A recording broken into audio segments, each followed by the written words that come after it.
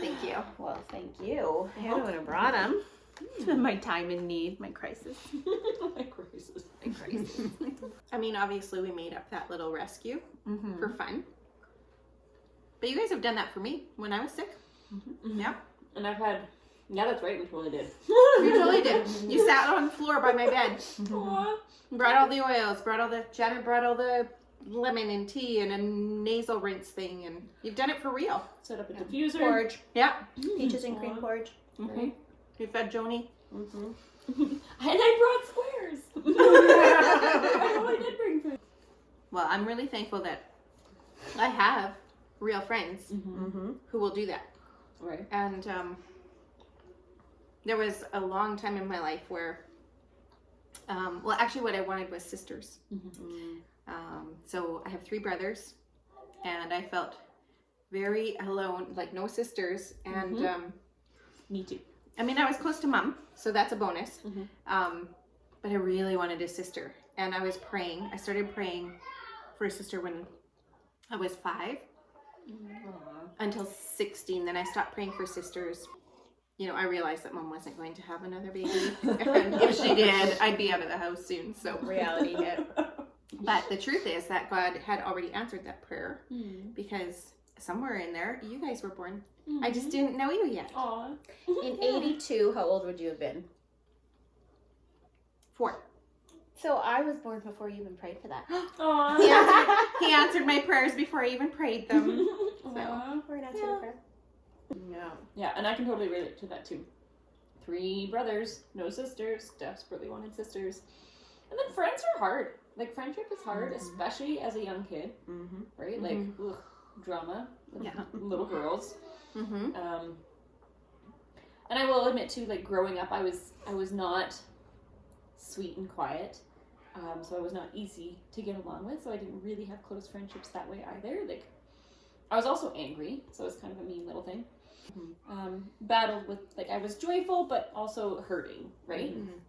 And I remember trying to talk to some of my friends about, you know, real things and the hard stuff that I was dealing with, and they were just kind of like, blink, blink, right?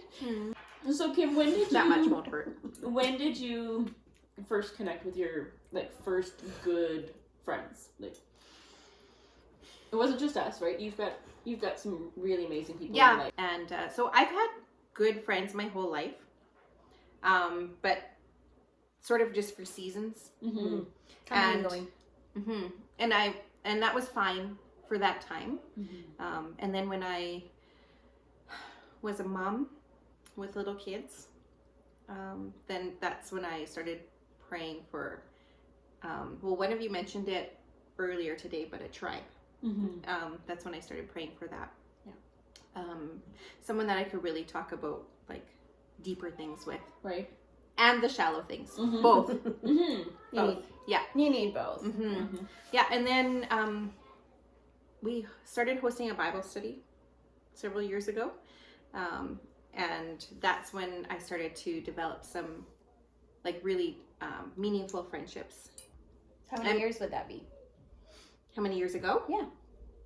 I'm going to say probably 12, 13 years. So into the decade. And she's still a bestie. Yeah, with Dina. I actually tell people, everyone needs a Dina in their lives. They do need a Dina. Yeah.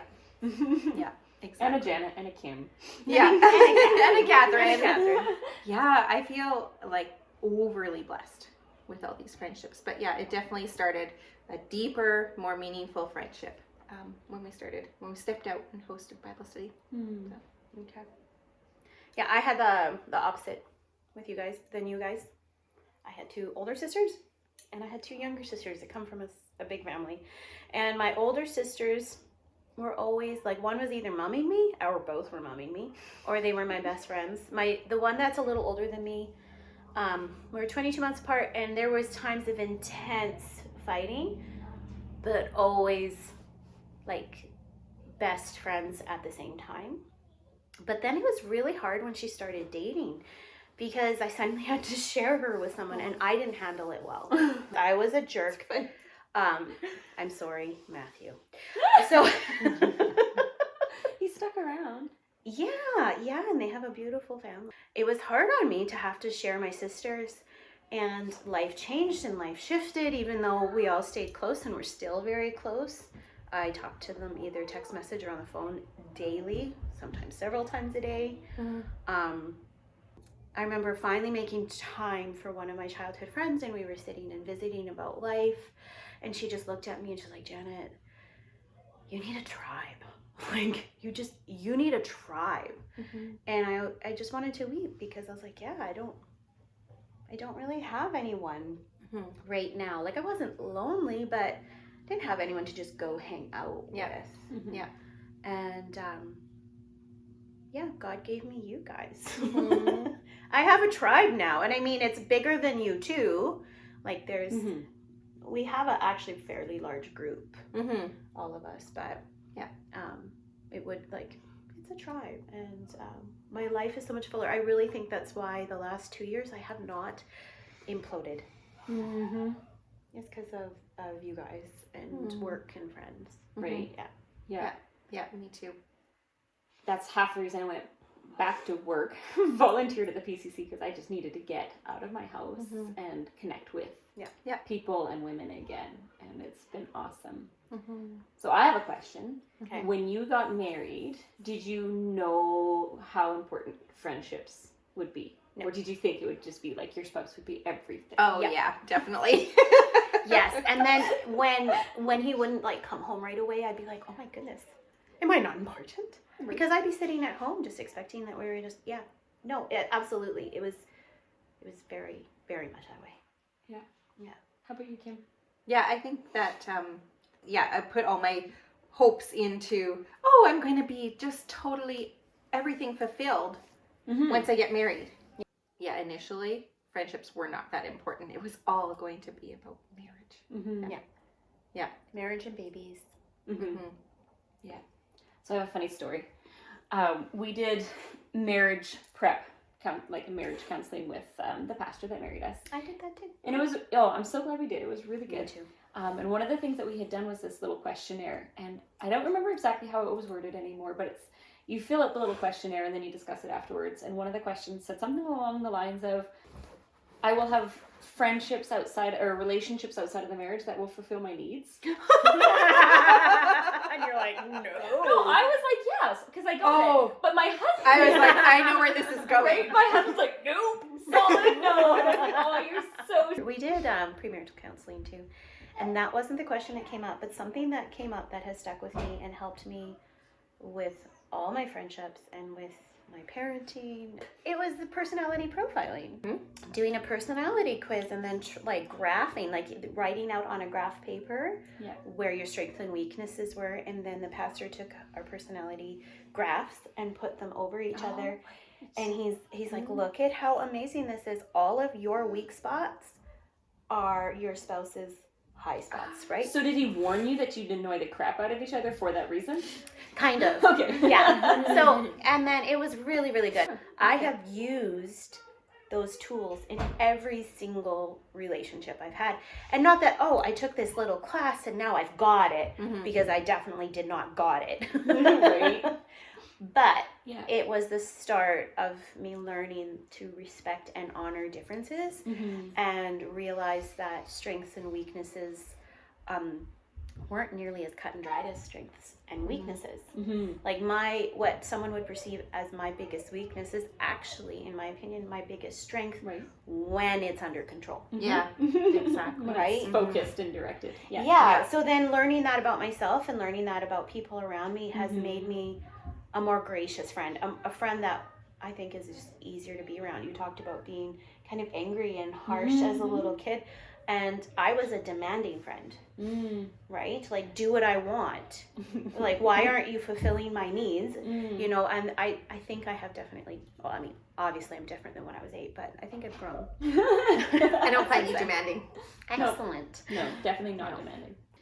Now that you bring up those charts, I remember those charts. I think we did the same ones too. Yeah. But they weren't memorable. They didn't stick with me because I'm pretty sure at that time I was still in denial of who I am. I was like, I'm yellow blue.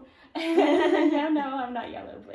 I was really trying to be yellow blue. You tried to cheat the system. I sure did. What does that tell you about my personality? That's funny. Yeah. I think something that has really helped me to develop and keep real friendships is to be open. Mm-hmm. Yeah. Like, Except thankfully, it wasn't a natural tendency for me, nor was it modeled to present a facade. Mhm. So that was helpful. Mhm. Yes. Yeah, because even when my girls were really small, my older girls, I became good friends with Robbie. But both of us are very real, Mm-hmm.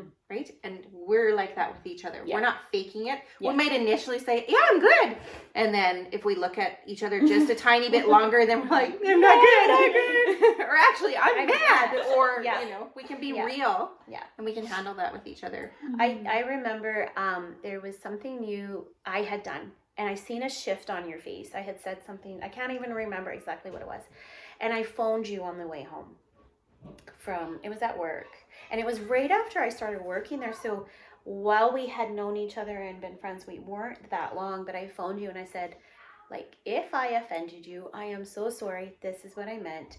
And then you had to really process.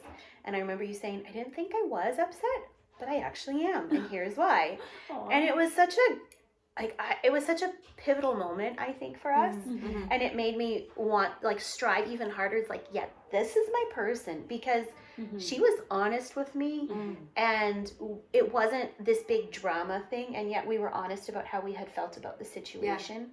I had offended you, and you had just shoved it because you didn't want to cause a problem. But then, and then when I said, "Hey, I think I offended you," you're like, "No, oh wait, actually you did." It takes me a minute. Yeah, and then there was another instant we were working together, and something had occurred, and I was like, "You know Kim's heart. You know Kim's heart. You know Kim's heart." And they're like, "No, I'm hurt." And then I went to your office and was like, "Kim, we have to talk. Like, I'm angry with you." And I said it just like that, and you were like, "Oh." I had no idea that I'd done something offensive. And I'm like, I know you did not mean it. That's how I led with, I know you didn't mean it. But when you say these words in this way and I overhear them, it makes me feel X, Y, and Z, and here's why. Yeah. And you took it so well. You started to cry, but not because you're like angry. It was just, I think, the emotion of the fact that you had made me feel that sad, because I started to cry. So then you're crying and you're like, I'm really sorry. And I'm like, I'm sorry, I'm offended by it. Like, I'm like, I know you don't mean it. Your heart is good, but I had to address it. And I knew you were a safe person to do that with. That's why, why you're my person. Me. Not that I want to hurt anybody, but if there's something there, I want it addressed. Right. And so that realism, but the ability to do it without drama. Right. Yes. Right? Well, that empowers you for everybody to grow, right? To learn and to grow, because we all say things and do things the way we've always said or done things. Yeah. And sometimes very unintentionally, it can be very hurtful. Unless you're in a safe relationship where you can address those things, you never can shift and learn from those experiences, right? Yeah. Mm-hmm. So there's some give and take in that. Yeah. But being able to be real enough to say, this has hurt me and I can't seem to let it go. We have to talk about it. Yeah. Mm-hmm. Without you always. Yeah. Right? Yeah. And those are the friends that have lasted decades for me. Mm-hmm. So yeah, just vulnerability and the ability to realize when something is that's just a broken human being I'm working with that maybe has a different personality than me, and or the other side of things that maybe this is toxic, right? Mm-hmm. There's that side, but true friendships that are aren't toxic. Yeah, there's that give and take. Right. You touched on something that I think is really important is recognizing that nobody's perfect and not trying to hold anybody to a standard that nobody can reach, right? I think that's so important for relationships of all kinds, right? Yeah. Relationships with our children and our spouses and our friends, Yeah. What would you say is the single most important thing about friendships? What is it? What does it give us? Because I've heard some people going, I don't really need friends.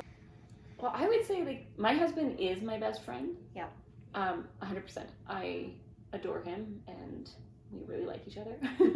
But I don't expect him to be all the things, right? And there's a tenderness that is in you ladies that's not in my husband. He is tender, but he's not a woman. Yeah. And I'm thankful for that. Like, I need him to be who he is. Yes. And again, it's that whole not expecting people to be perfect. Like, I can't expect him to be everything. Like, he needs to go play hockey, and I need to sit with some girls and talk about all the things. He's not going to get it, and I don't. He's not going to come feed you chocolate chips. No, definitely not. Yeah.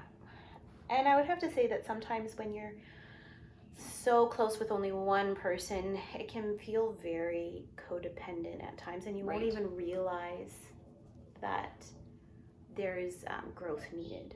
Because I think that being with you guys challenges me spiritually. It challenges me emotionally.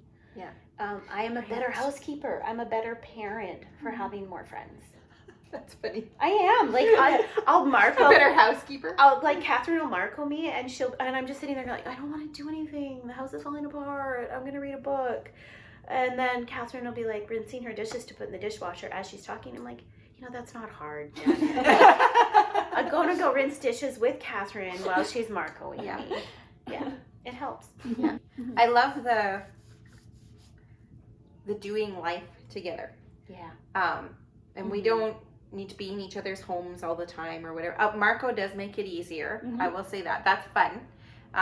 But just that there's someone else that we can share the things with. Right. Like outside of the people that live in our four walls. Or it's like, I feel like other women who are striving after a deeper relationship with God. Yeah. That makes me want to have a deeper relationship with God. Right. Yeah. I would say that, how long have I been involved with the Pregnancy Care Center? We're about to be 4 years. Okay, so 4 years that Yeah. the Pregnancy Care Center has been operating. Yeah, and I was in the first training. Yeah, you were. Yeah. Wow. So, Wow. I would have, like, I always felt I had a great relationship with my husband. I even had people comment about our relationship, like, wow, you guys can feel your connection. That being involved in the center, getting out, broadening my group, pushing that boundary out a little bit, improved my marriage even. Like going and having time with you guys, ministering to people in the community, being involved in fundraisers, coming and hanging out. I come home happier, and I'm a happier person, happier wife. Troy says the same thing. He's like, I love it when you go to work. Yeah. Really? Yeah. Aww. Part of it because I get dressed up and, Yeah. sweatpants and You stuff. look hot. Yeah, right. But then it is because I come home and it's such a good mood because you guys fill me in a way that being at home does not. Yeah. Right? And you guys are such natural encouragers, and plus the work is not work. It's so much fun. I know. I I agree. The intro video. We might have talked about how important it is to get out and do things that are important to you, that you value. Yeah. And I think that was something that's really helped, is being at the Pregnancy Care Center, we are surrounded by people that value the same things that we value. Yeah. And get excited about the same things that we get excited about, and you get to be a part of something fun and exciting and impactful. Is that a word? Impactful. We'll make it a word. It's okay, right? I think we'll And make also it a word. doing something outside of just for yourself. Yes, Right. bigger Right? than you. You're actually there to, like, I know that we're getting filled there too. Yeah. But we did sign up and show up to help others who just are in a time of needing some extra help, right? Yeah. Yeah, people have asked me before, where do you find good friends? I've never had good friends like that. Where do you find good friends? I once mentioned to my dad, I don't know why I'm so blessed to have so many good friends. And this might be cliche, but he said, Kim, it's because you're also a good friend. So Exactly. first of all, are we doing things that make us a good friend? Yeah. Right? Caring about others. And then second is, where are you hanging out to try to find friends? Yeah. Are you dragging yourself out of the house now and then so that you can find some friends? Yeah. So church has been, a good one for me. That's been hit or miss for me, but that's cool. Well, okay, and I should go deeper. Remember, I said Bible study. So those people were from my church, Okay, yeah. but I didn't get to know them Right. until we did a small group thing, right? Yes. So, yeah. Yeah, you do have to be intentional, right? Like, if you're going to the grocery store and not talking to people, right? Like, it's kind of hard to make friendships. You do have to put yourself out there. I know a lot of people who even, like, if church isn't a viable option for whatever reason in your family, even I have friends that I met at community things like 4-H. I know even my sister, she has a few friends, and that's where what happened. She was volunteering at 4-H, right? So, yeah, it's hard walking out of that house. It's hard when you have a messy bun, right? Like I have right now, and bundling up 5 kids and like pushing them out the door to get to an event on time. But it is so worth it. And mental health wise, so worth it. Right. Top priority. One of my defaults can really be just solitude as well. And so I do have to, even with you beautiful women, I do have to choose. Like, I chose to say yes to get together, even though I knew it would be amazing. I knew that we'd laugh. I knew that I'd be glad I did it after. But always, for whatever, my default is, I just want to be alone. Yeah. It is my default, I just but need it to doesn't rest. make me a better person. So sometime alone, that's important. But I actually still, even with the very best friends that a girl could ever find, I still have to choose to not just stay in my solitude. So. And I'm also glad that my friends will not just let me stay there either. Because probably if I said no too long, you guys would pull me out of it, right? Yeah. So we have to do that for each other. What's going on? Yeah. Exactly. Yeah, that's something else that I've really had to learn is, often I'll think thoughts like, man, she's beautiful, or I just love her, and I don't express them. So I have had to learn to express those things, because encouragement was not something in my own home, right? Like, even a compliment in my home growing up was kind of a backhanded, like, sarcastic remark most of the time. So it's something that actually was very uncomfortable for me for a long time. Yeah. So learning how to encourage others too, and when I think those thoughts, to actually say it. That's something else that has really helped is, if I see something, even if it's somebody that I'm not super close with, I'll actually make the effort to go out of my way to say, like, hey, you're doing a great job. As moms, that's like the number one thing we need to hear from each other is, like, you're doing a good job. Right? Yeah. Tell the mom in Walmart with a screaming child that she's got this. Right? Yeah. You'll be surprised at the response you get. Yeah. Sometimes my brain is so full that I forget important things about the people I care about. Something that's been helping me is even just putting a reminder in my phone. Yes. Right? Someone tells me about, I might even be emotional about their brother or their sister-in-law that is sick or whatever, and I'm there in the moment and I care. And because I have too many things on my brain, even though I literally care, I might forget for a long time and then feel like a bad friend. So even just putting a reminder in, and when it comes up, I'll be like, oh my goodness, I haven't thought about this for a while. How are they doing? Because I care about this person, right? That's So awesome. Because you are really...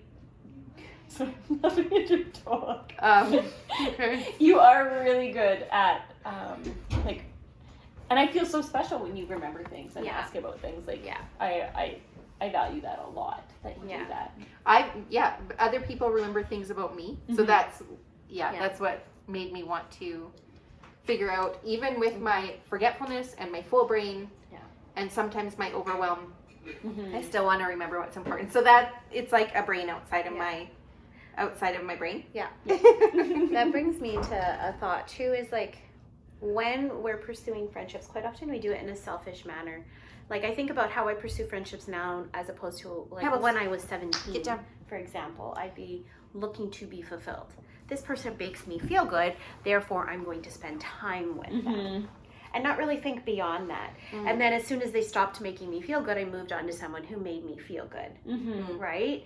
And now friendships have shifted, and I don't know if it's just naturally maturing or if it's something I've learned through the process. I don't think that comes naturally because there's a lot of people that are still very Okay. selfish. Yeah, no, that's intentional. Yeah, and I still have selfish thoughts, and Of I course. still have selfish actions, but quite often I keep thinking, I like this person. I'm like I said with Kim, I was like, she's my person. I want this friendship to be maintained.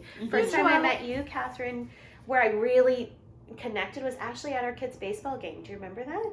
Oh, It was yeah. a while ago, and Yeah. I was we were chatting, and we realized the connections we had, and I'm like, I really like her. And then there was you phoned me up, you're like, hey, you want to catch a ride with me too? Which I couldn't, but I was like, I really like her, so any opportunity I had to be with you, I wanted that opportunity.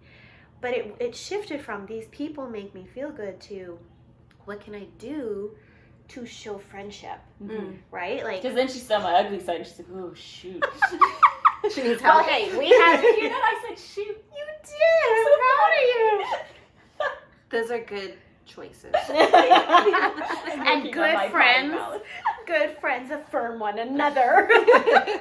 But yeah, no, I just like, it's shifted. And I remember you asking me one time, like, do you like getting gifts? And I was like, well, yeah, everyone likes gifts, but I mean, you don't have to buy me a gift and I'll still feel perfectly loved and okay.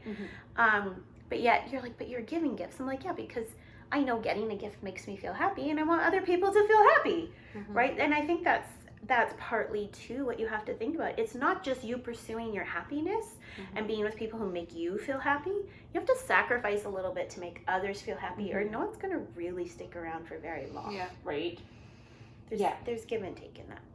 Our whole Me team. too. We have a really big team Mm-hmm. at the Pregnancy Care Center.